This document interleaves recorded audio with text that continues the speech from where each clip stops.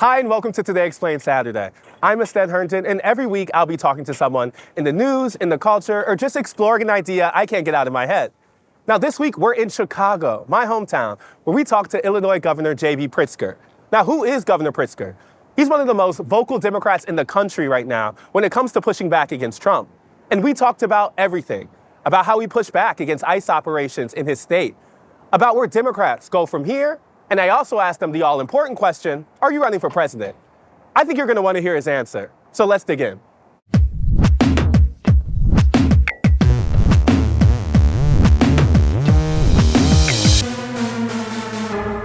Governor Pritzker, thank you for joining us. Great to be with you, Ested. I want to dig into everything from kind of the way Illinois has led on pushing back against the Trump administration, kind of future of Democrats. But I also wanted to say I was thinking about you recently because I'm learning how to play blackjack and poker and some stuff. And I was reading about just quite how good you are. I saw that you reported more than 1.4 in Vegas, 1.4 million in winnings from blackjack in Vegas. I wanted to know if this is like a normal week for you. Like, how do you make that happen? No, very lucky is the answer. And you know, they're not in business to give you money.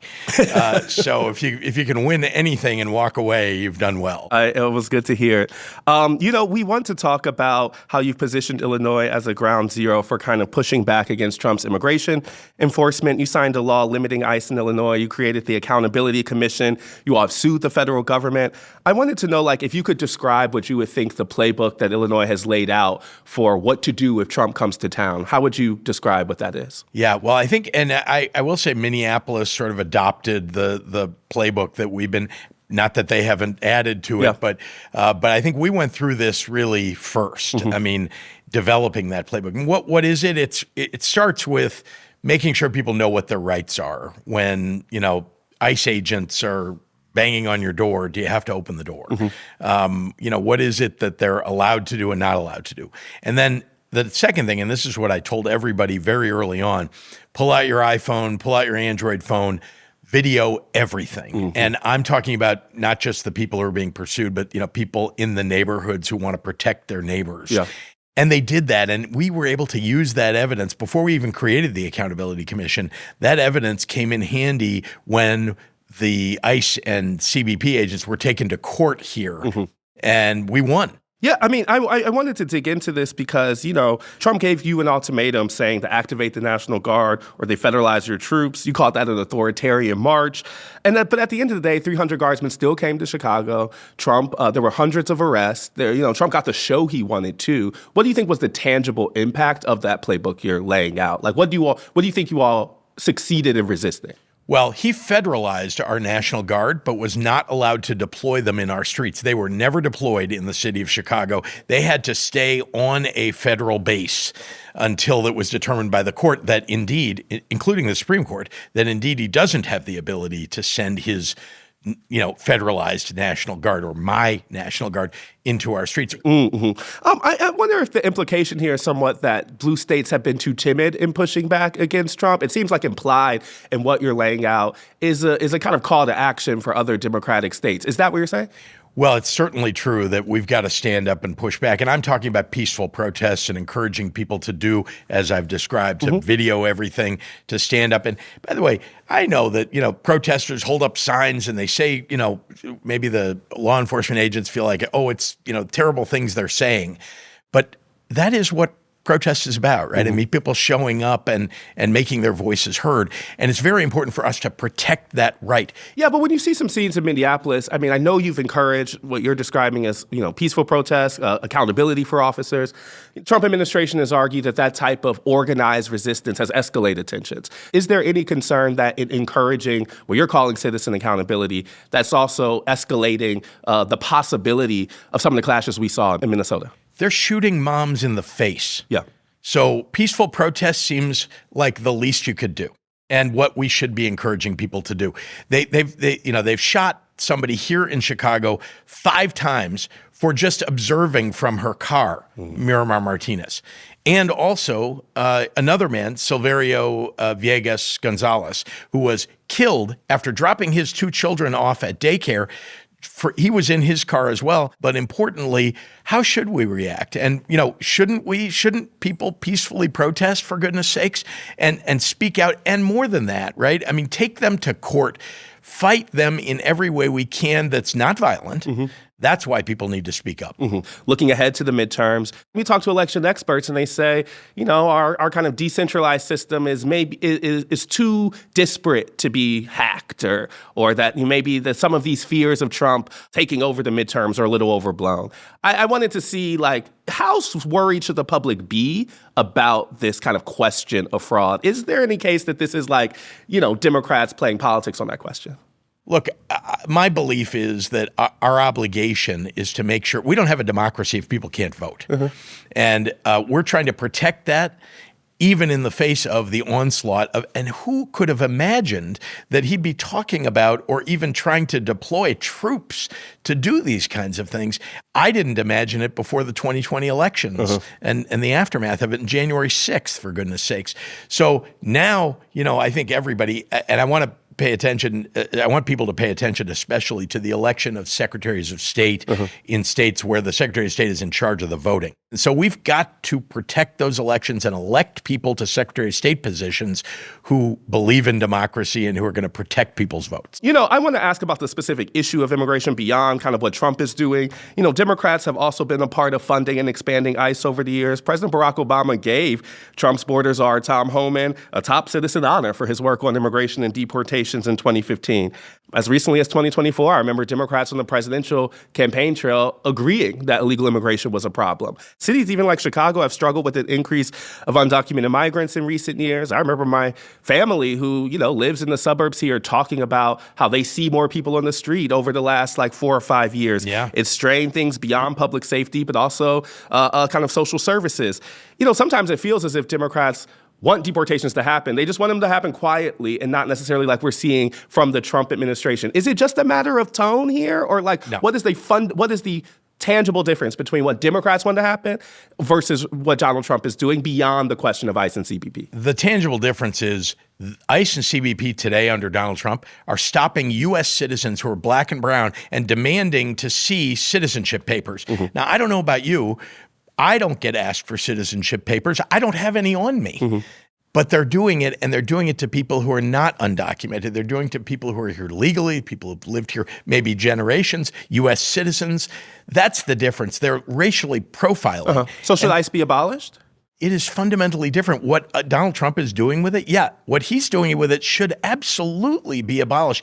And it's got to be replaced. It's just got to be wiped away and replaced. Donald Trump has turned them into a secret police. And I do not believe that we want secret police on the streets of our cities and of our country. So when you say stop the funding, stop the occupations, stop the killing, what you're saying is that amounts to a call to defund and replace ICE.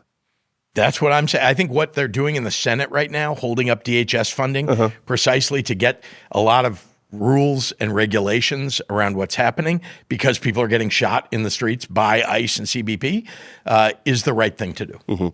One thing that the Trump White House says, and I've even heard you say, is that, they want to focus on folks who have been convicted of violent crimes. Everyone seems to agree, from public to Democrats to Republicans, that, folks who are undocumented immigrants who have been convicted of violent crimes should be deported. That's what they why said. Isn't that happening? Why? If there's a universal agreement on that front, why isn't it happening? That's what I want to know. Why is it that Donald Trump and ICE and CBP are not doing what they said they were going to do, right? They said they were going after the worst of the worst. If someone has committed a violent crime, let's go get them. I mean, that we've been doing that, by the way, for much longer than Donald Trump was ever president in the state of Illinois. If someone has committed a crime, we pursue them, we arrest them, we convict them, or, they go to trial. If they get convicted, they get put in prison. I mean, we've been doing that, and we always ask for help. I want to be clear. Always ask for help from federal law enforcement agencies, FBI, DEA, ATF. We want to get the guns and the drugs and the gangs off of our streets, and we usually have worked very closely with the federal government to get that done. I want to also ask about, move on from immigration and talk about taxes. You've spent $58 million of your own money trying to pass a graduated income tax in 2020 that voters rejected, 55-45. I know you're in favor of a wealth tax nationally. This gets some pub because, you yourself are someone who would fall under said wealth tax. Tell me how you tell me how you kind of came to supporting an idea of something that would cost you money. I'm a Democrat. I believe that it is our obligation to have a government that stands up for the middle class, the working class, the most vulnerable. You've got to pay for that somehow. And it shouldn't fall on the backs of the middle class and the working class. Mostly, it should fall on the backs of the people who can afford it. And so I really believe in a graduated income tax. We have constitutionally in the state of Illinois a flat tax. I know there are lots of people who like that fact, but mostly they're the wealthiest people who like that fact because they don't like the graduated income tax that exists at the federal level either. Mm-hmm. So can I ask, is it about raising revenue? Is it ideological? Like that you think there's like a kind of moral or kind of progressive purpose for, that we need to kind of income redistribute? Like were you always someone who was supportive of a wealth tax? Like tell me about your kind of journey on that question. You call it a journey. Listen, I've been a Democrat my whole life. I grew up in a household There's where a lot of Democrats, particularly wealthy ones, who don't believe in something like a wealth tax. I don't know what to say about that. I can tell you this, that you got to pay for, you got to pay for roads. You got to pay for, government. You got to pay for the supports that the most vulnerable need somehow.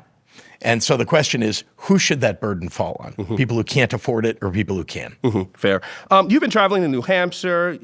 Also, the state has pushed to move Illinois up in the Democratic primary. I recently read James Carville publicly backed you for president in 2028. I know you're immediately running for a third term for Illinois governor, but I would not be a journalist if I just directly asked you. Are you someone who we should be thinking about as a 2028 presidential candidate? I'm running for re-election, like you just said. Now, that is what I'm focused on. I'm obviously flattered that people have talked about me for national office. Look, I'm the governor of the fifth largest state in the country, and I'm very proud of that fact. But I'm focused on the accomplishments that we need to make and that we've made in the state of Illinois and for the people of Illinois. Mm-hmm. Days after the 2024 election, you gave a speech where you essentially said Democrats need to fight harder. And at the DNC, your speech was also one that I think was one of the more direct ones.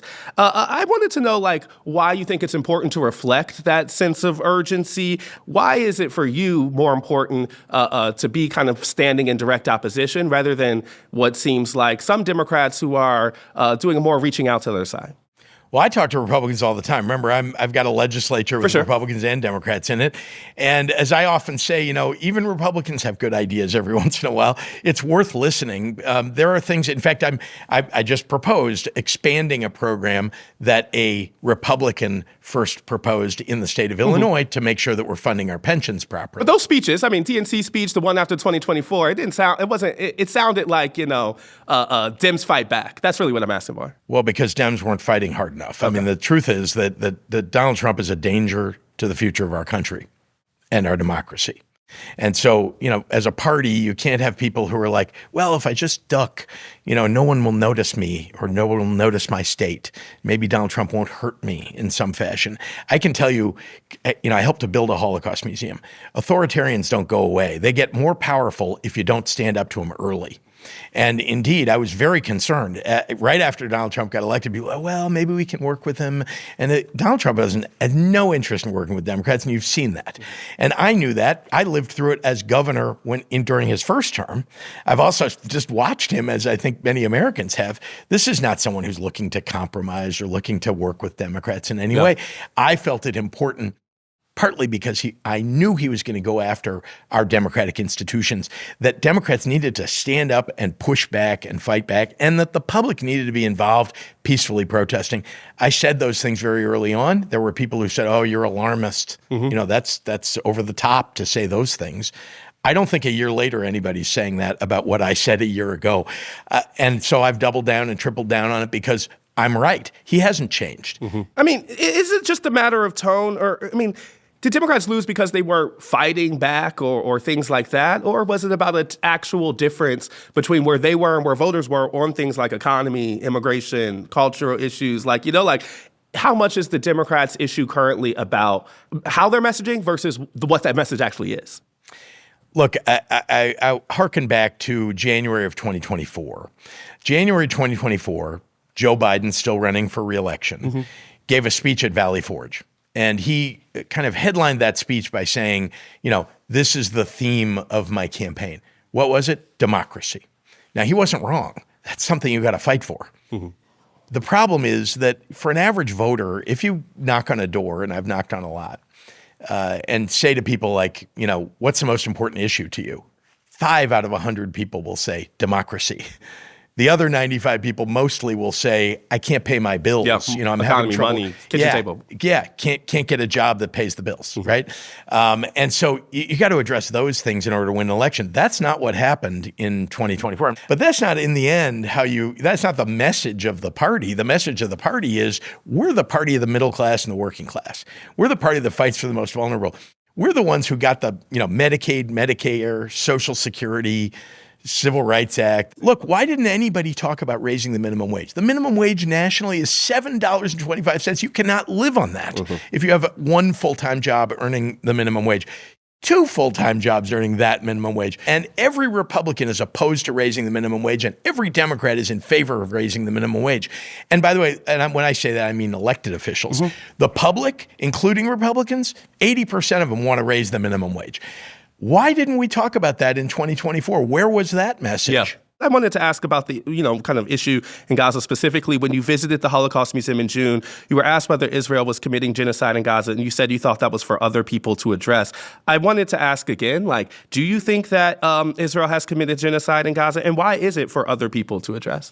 Well, what I really mean is that, and back then it was less bad than it became, which is, look, atrocities have been committed. There's no doubt about it. When innocent people are targeted, and when no care is given in some of these attacks to the idea that you might lose 1,000 innocent lives in order to take out one guilty person, that's where I think you lose the world. Yeah. And people like me who believe in human rights. Having said that, I do not believe that we should wipe Israel off the face of the earth. Indeed, I believe the answer to this is a 2-state solution, that you need a Palestinian state too. Now, you've got to have a pretty major process first of humanitarian aid to support people who are living in Gaza now, because it's been absolutely devastated. And Israel should be very much a part of supporting that. And under Benjamin Netanyahu— have they shown that willingness? I mean, and not only that, but I mean, it's been under Benjamin Netanyahu that all these things that I'm describing that I find abhorrent have happened. Yeah. Do you see anti-Semitism among Democrats in a way that worries you? I think there's a lot of anti-Semitism around. It's gotten worse over the last several years. Much of it, as you know, emanated from the right. Yeah, there are people on the left who are anti-Semites. I think that there are a lot of people who today conflate their, views about Israel with their views about Jews. It's very disturbing to me, the anti-Semitism, which has been around, of course, forever, and needs to stop. I want to add a couple more. Governor Josh Shapiro wrote in his memoir that Harris's vetting team asked whether he'd been an agent of the Israeli government. He called it offensive and said it was because he was only Jewish candidate on the short list. You were also on that short list. You're also Jewish. I wanted to know if you were asked the same question, and do you find that question offensive? Yeah, I was not asked the question, I can tell you that. And I don't know why they would ask him that question, and I would have found it offensive if I were asked that question. You would? Yeah. Can you just explain that? Why? It's for those who may not get it. Well, okay. So, I mean, it would be like asking, I assume your family originated many, many years ago in Africa. It would be like asking if you're an agent of Africa or an African country. Yeah. Why are you... my family's been in this country for 4 generations now, and we're patriots. My father served in the military, my grandfather, my uncle. My sister was the commerce secretary for the country. The idea that you get tagged because you're a certain religion for being for some other country seems... I think the argument that like I heard attack. some folks say was that it was more specific to his previous volunteering for the IDF or things like that. But you're saying anyhow you put it, you find the question offensive. I find I that's what I can't speak to his background.